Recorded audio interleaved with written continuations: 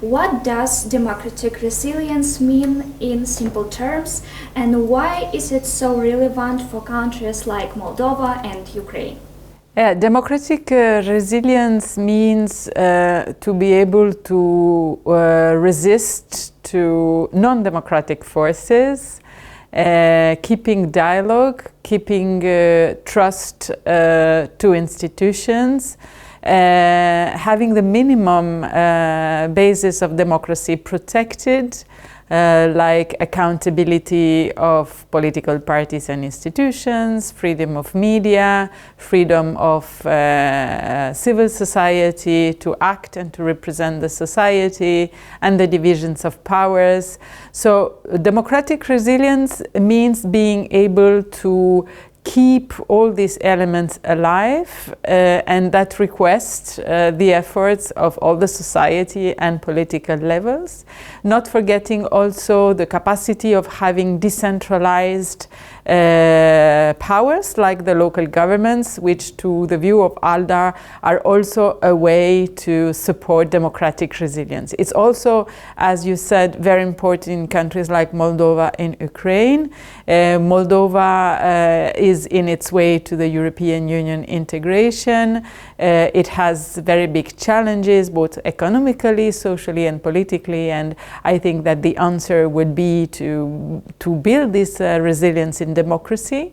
And Ukraine is of course going through even more difficult times with the Russian aggression to their country and to their society, and for them resilience is even more concrete. So civil society and democracy is a way to resist against the aggression.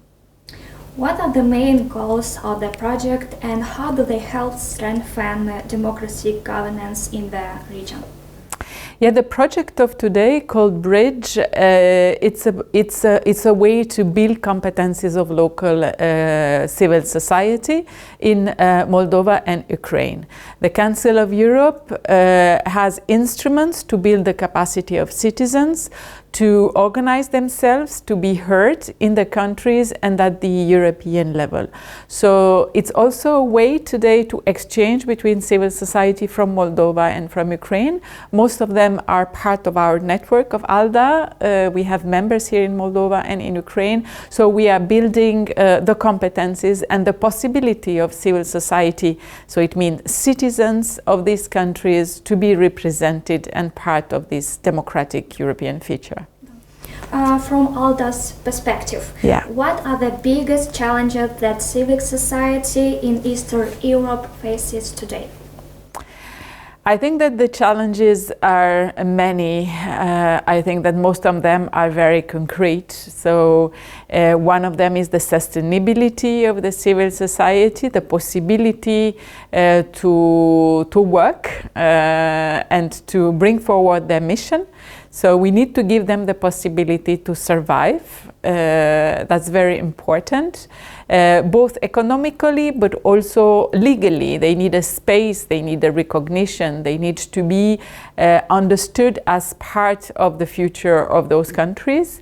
And also, of course, it needs to build on the understanding of what civil society means. And it comes both from the institutions, but also from civil society. So isolated citizens do not have a voice. We need to bring them together. They need to get together, and civil society is getting together citizens to improve their voice, to improve their participation in decision making, and to be part of the present and the future of their country. Thank you so much for our conversation and for everything you do to support democracy. Thank you so much. You do your work too. Thank you.